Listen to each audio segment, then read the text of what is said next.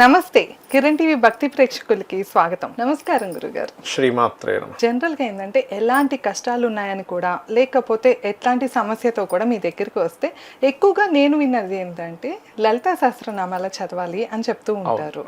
అట్లా కాకుండా ఇప్పుడు ఏంటంటే తంత్ర విద్యలకి చాలా ప్రాముఖ్యత వస్తుంది అని నాకు అనిపిస్తుంది.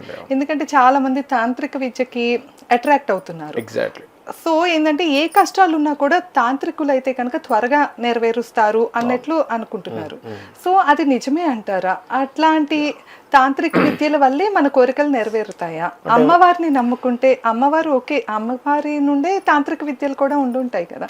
సో ఇవన్నీ ఒకసారి క్లియర్ గా మన ప్రేక్షకులకి తెలియజేయండి గురుగారు. మీరు అన్నట్టుగా తాంత్రికం వైపు వెళ్తూ ఉంది, కానీ ఇక్కడ ఏంటంటే తాంత్రికం అంటే అదేదో వేరే ఏం కాదు. మనం చేసేటువంటి పూజలో మనం ఎటువంటి పదార్థం వాడుతున్నాము. ఇప్పుడు హోమం ఉంటుంది, ఆ హోమంలో ఎటువంటి పదార్థాలు వేస్తే ఎటువంటి మన కామ్యం నెరవేరుతుంది అనే దాని గురించి తాంత్రిక సంబంధం. అంటే మనం ఏ వస్తువుతో క్షుద్రం వేరు, క్షుద్రం వేరు, తంత్రం వేరు.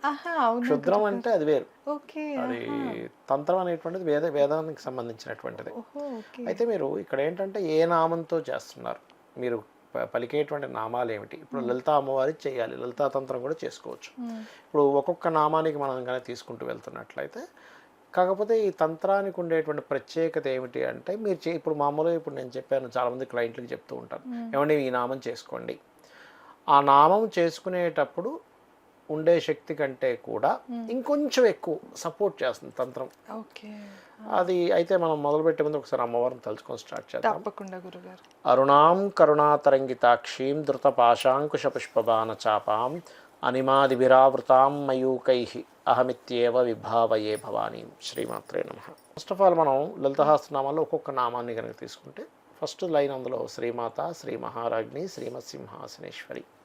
అమ్మవారు ఈ యొక్క నామాలకు ఉన్న అర్థం ఏమిటి అంటే, శ్రీమాత అంటే ప్రతి ఈ విశ్వంలో ఉన్న ప్రతి జీవిలో ఉండేటువంటి మదర్లీ నేచర్ అమ్మవారే.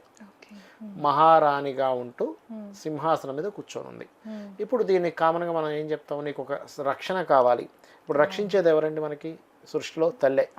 ఏ జీవికైనా సరే తల్లే రక్షిస్తుంది. ఒక కోడున్నా లేకపోతే ఒక ఏ జీవైనా కానీ మదర్లీ నేచర్గా అది రక్షించుకుంటుంది. అంటే మీకు సెక్యూరిటీ కావాలి అక్కడ, అంటే మీరేదో ఇన్సెక్యూరిటీ ఫీలింగ్లో ఉన్నారు, కానీ మీకు ఒక రక్షణ కావాలన్నప్పుడు ఈ నామం చేసుకోవచ్చు. అలాగే ఉద్యోగ ప్రాప్తి కూడా పనిచేస్తుంది. అయితే ఎప్పుడైనా సరే తంత్రం చేసేటప్పుడు ఒక త్యాగం కూడా చేయాలి. నేను చెప్పేది దీనికి ఏమిటండి ఆ త్యాగము అంటే, మీలో ఉండేటువంటి లక్షణం ఒకటి, మీరు ఏదైతే బ్యాడ్ అనుకుంటున్నారో లేకపోతే మీరు ఏదైతే పొందాలనుకుంటున్నారో దాన్ని మీరు పాజిటివ్గా మార్చుకోగలరు మీ ఆలోచన విధానంలో. దాన్ని బలి అంటారు. బలి రెండు రకాలుగా ఉంటుంది. మీలో ఉన్నటువంటి దాన్ని సమర్పించడం, మీ తత్వాన్ని సమర్పించడం, లేదా ఒక అన్నంతో కానీ. బలి అంటే ఎంతసేపు మనం కోళ్ళని, కుక్కల్ని, మేకల్ని కోయడం కాదు అక్కడ. అందరూ ఏమనుకుంటారు అదే, అలాగే అన్నంతో కూడా మీరు బలిని పెట్టచ్చు. అన్నాన్ని చక్కగా కలిపి పెరుగన్నమో లేకపోతే గూడాన్నమో, ఒక్కొక్క దానికి ఒక్కొక్కటి ఉంటుందండి. ఇప్పుడు మనం ఈ రక్షణ సంబంధించినటువంటిది మనం ఫస్ట్ లైన్ తీసుకుందాం. శ్రీమాత, శ్రీ మహారాజ్ని, శ్రీమత్ సింహాసనేశ్వరి. దీన్ని అసలు ఎలా చేయాలి, దీన్ని తంత్ర విధానంలో అమ్మవారిది ఎలా చేయాలంటే, మీరు ఒక తంత్ర విధానంలో కూడా అమ్మవారి సాధన చేయొచ్చు. అయ్యో చేయొచ్చండి. అంటే ఏమి లేదు, మీరు తంత్రం అంటే అదే వేరేదేం కాదు. అది క్షుద్రం వేరు. మీరు ఇందాక అన్నారు క్షుద్రమా అని, క్షుద్రం వేరు. అమ్మో క్షుద్రం అంటే అది వేరు. తంత్రం ఇన్ సెన్స్ మీరు చేసే నామానికి మీరు ఎటువంటి పదార్థంతో, ఇప్పుడు శ్రీచక్రం ఉంది, కుంకుమార్చన చేస్తూ మనం పూజ చేస్తాం. కుంకుమ వేయడమే తంత్రం అక్కడ. లేదా పలానా ఎర్రటి పుష్పాలతో చేస్తున్నాం, దట్ ఇస్ తంత్రం. అంటే ఒకటి సమర్పిస్తూ మనం మంత్ర జపం. అయితే ఇందులో కొంతమంది ఏంటంటే అమ్మవారు ఈ దేవత సంబంధించింది కాకుండా ఇంకొంచెం వెళ్తారంటే అట్లాగా వీటిని కాకుండా కొంచెం భూత ప్రేత పిశాచాలతో చేయడం ఇట్లాంటివి చేస్తారు. అది కొంచెం అంత ఇది కాదు. ఇది సేఫ్ అనమాట. లలిత అమ్మవారు అంటే అమ్మవారిని మనం కీర్తిస్తున్నాం కాబట్టి మీ యొక్క సంకల్పం ఏదైతే ఉందో, ఇప్పుడు ఫస్ట్ లైన్ శ్రీమాత, శ్రీ మహారాజ్ని, శ్రీమత్ సింహాసనేశ్వరి, ఇది రెండు విషయాలకి పనిచేస్తుంది. ఒకటి మీకు జాబ్ సంబంధించిన ఇబ్బందులు పోవడానికి, జాబ్ రావడానికి. రెండవది మీకు రక్షణ కలిగించడానికి. ఇప్పుడు మీరు ఏంటంటే ఇక్కడ బలి ఇవ్వాలంటే ఏమి ఇవ్వాలి? ఇక్కడ మీరు బలి అంటే అదేదో ఇందాక నేను చెప్పినట్టుగా కోళ్ళు పౌరాలు కోయడం కాదు. మీరు ఫస్ట్ మీ తత్వంలో ఒక విషయాన్ని మీరు మార్చుకోగలగాలి. మీరు చూడండి, మేనిఫెస్టేషన్ అంటారు. మేనిఫెస్టేషన్ చేసే వాళ్ళు కూడా వాళ్ళల్లో ఒక తత్వం మారకపోతే ప్రకృతి మీకు కనెక్ట్ అవ్వదు. ఇప్పుడు ఇందులో ఏంటి, నువ్వేం అడుగుతున్నావు? రక్షణ కావాలని అమ్మవారిని అడుగుతున్నావు. అమ్మవారు అంటే ఎవరు? ఈ విశ్వంలో ఉన్న ప్రతిదీ అమ్మవారే. ఫస్ట్ నీ మైండ్లో నువ్వు ఇంకొకరికి నేను రక్షణ కలిగించాలి, ఎక్కడైనా ఏదైనా జరుగుతా నేను నిలబడాలనే తత్వం నీలో రావాలి. ఓకే. నీ మైండ్లో అది స్టార్ట్ అయిన తర్వాత నీకు అమ్మవారి దగ్గర అవుతుంది నీకు రక్షణ కల్పించడానికి. మనం ఏది ఇస్తే అది వస్తుంది అంటారు చూసారా. ఈ మంత్రసాధన చేసేవాళ్ళు నీలో మదర్లీ నేచర్ పెరగాలి. అంటే ఎవరైనా ఇంటికి వస్తే ఏమైనా తింటారో తాగుతారో, మదర్ చూడండి ఎలా ఉంటుంది. ఇంటికి వెళ్ళగానే ఫస్ట్ మీరున్నారు, మీ పిల్లలు వచ్చారు, ఫస్ట్ మీకు వచ్చే థాట్ ఏంటి అంటే ఏమైనా తిన్నారా, బాక్సులు పూర్తిగా తిన్నారా లేదా, మీకు ఏమైనా ఆకలేస్తుందా, ఏమైనా వండి పెట్టాలా, అంతే కదా. పోషణ రక్షణ, మదర్లీ నేచర్ అంటే ఏంటంటే పోషణ రక్షణ. ఈ పోషణ రక్షణ సంబంధించినటువంటి ఎనర్జీస్ అమ్మవారు అని దాని అర్థం. సింపుల్గా చెప్పాలంటే శ్రీమాత అంటే శ్రీ మహారాజ్ని రాణిలా ఉంటూ, మహారాజ్ని అంటే ఎవరు, రాణులకే రానట, అంటే మనకు పరిపాలించే వాళ్ళకి పరిపాలించేవాళ్ళు ఆవిడ. శ్రీమత్ సింహాసనేశ్వరి, సింహాసనం మీద కూర్చుంది.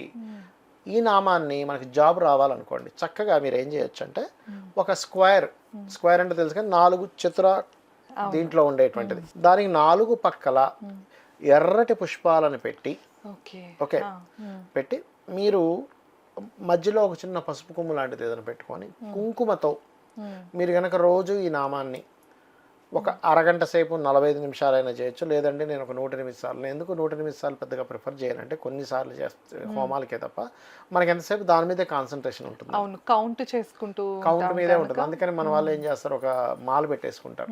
ఎన్ని మాలలు అయితే అన్ని మాలు తిప్పుకోవచ్చు. ఒక మాలే నాకు టైం సరిపోదు అంటే కనీసం ఒక మాలైనా మీరు కనుక శ్రీమాత ఓం శ్రీమాత శ్రీ మహారాజ్ని శ్రీమత్ సింహాసనేశ్వరి ఒక మాల కౌంట్ అవగానే భక్తి శ్రద్ధలతో మీరు కనుక చేయగలిగితే మీకు ఎంత రక్షణ ఇస్తుందంటే అమ్మవారు, అది మీకే కాదు మీ యొక్క జాబ్కి కూడా సెక్యూరిటీ ఇస్తున్నారు. చాలా మంది చూడండి జాబ్ ఇన్సెక్యూరిటీతో బాధపడుతూ ఉంటారు.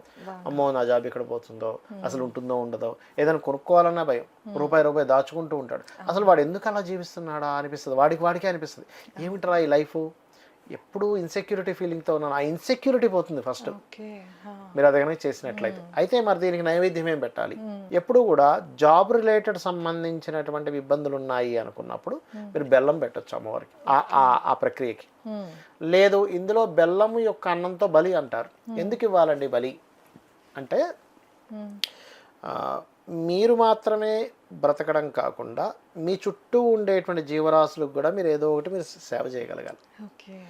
ఒక చక్కగా బెల్లపు నీరు ఉంటుంది, బెల్లాన్ని కలిపిన పానకంలో ఒక 5-6 ఉండలు అయ్యేలాగా అన్నంలో కలిపి చక్కగా పెట్టి అమ్మవారి ఈ బలి ఎవరికి, అమ్మవారు డైరెక్ట్గా తీసుకోదు ఎక్కడ కూడా. అమ్మవారికి మీరు నైవేద్యం పెట్టేశారు. అమ్మవారి చుట్టూ కొన్ని పరివార దేవతలు ఉంటాయి, కొన్ని గణాలు ఉంటాయి.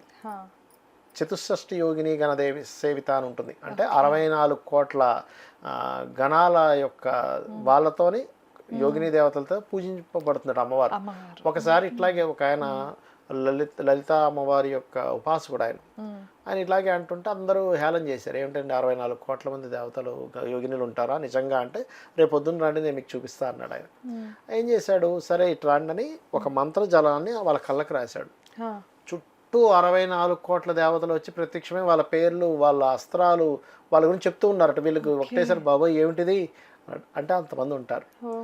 ఇది ఎవరైనా సరే ఇది మన భూమి మీదే జరిగింది, కొన్ని 100 సంవత్సరాల క్రితం జరిగినటువంటి అంశం, అది నిజంగా జరిగినటువంటి అంశం. మనకి లలితా వృత్తాంతాల్లో దొరుకుతుంది, మనకి లలితా చరిత్రం లలితా వృత్తాంతాల్లో దొరుకుతుంది.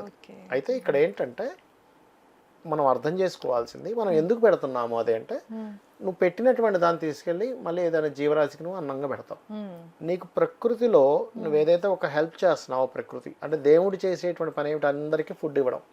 నువ్వు ఎప్పుడైతే భగవంతుడికి నువ్వు హెల్ప్గా మారుతున్నావో ఈ ప్రక్రియ చేసినప్పుడు నీకు ఉద్యోగ సంబంధించిన విషయంలో ఇబ్బంది అనేటువంటిది ఉండదు. అలాగే సెక్యూరిటీగా ఉంటుంది నీ లైఫ్ అనేటువంటిది. ఈ తంత్రం కనుక చేయగలిగితే, ఈ తంత్రంలో మీరు ఎర్రటి పుష్పాలు వాడాలి, ఎర్రటి వస్త్రం ధరించాలి. ఎర్రటి వస్త్రం లేదండి అంటే భయపడకండి, కాకపోతే పంచ ఖచ్చితంగా లుంగి ఖచ్చితంగా కట్టుకోవాలి. అంతేగాని షర్టు ప్యాంటు మీద చేయకూడదు, చేస్తే పనికిరాదు. ఎందుకంటే శాస్త్రంలో కుట్టిన వస్త్రం ధరించి కనుక మీరు పూజాది కార్యక్రమాలు చేస్తే దిగంబరంగా చేసిన ఫలితం వస్తుంది. దిగంబరంగా చేసినప్పుడు ఏమవుతుందంటే, మరి కొన్ని సాధనలు దిగంబరంగా చేస్తారండి, వామాచార కౌలాచారాల్లో అంటే కాళికాదేవి ఉపాసన కొంతమంది దిగంబరంగా చేసే వాళ్ళు ఉంటారు. అన్ని తలుపులు వేసేసుకొని వస్త్రాలు లేకుండా చేస్తారు, అది వేరే విద్యలు. అయితే మరి అది ఎందుకు అలా చేస్తారంటే, వాళ్ళకి కొన్ని సాధనలకు అలా చేయాలి. అప్పుడు వచ్చేటువంటి దేవతా రూపం వేరుగా వస్తుంది. నువ్వు దాన్ని తట్టుకోగలవా మరి అంత రూపం అలా వచ్చినప్పుడు? కాబట్టి ఇది లలితా సహస్ర సంబంధం కాబట్టి చక్కగా మీరు ప్యాంటు చొక్కా కాకుండా వేసుకొని పైన ఒక కండువా వేసుకొని ఇలా గనక చేయగలిగితే వాళ్ళ జన్మజాతకంలో కామన్గా ఎందుకు జరుగుతుంది, ఇది 10th హౌస్ పాడైతే జరుగుతుంది. ఆ 10th హౌస్ ఏదైతే స్పాయిల్ అయిందో ఆ స్పాయిల్ అయినటువంటి 10th హౌస్ ఏదైతే ఉందో వాళ్ళకి బాగుపడుతుంది ఆటోమేటిక్గా. ఓకే.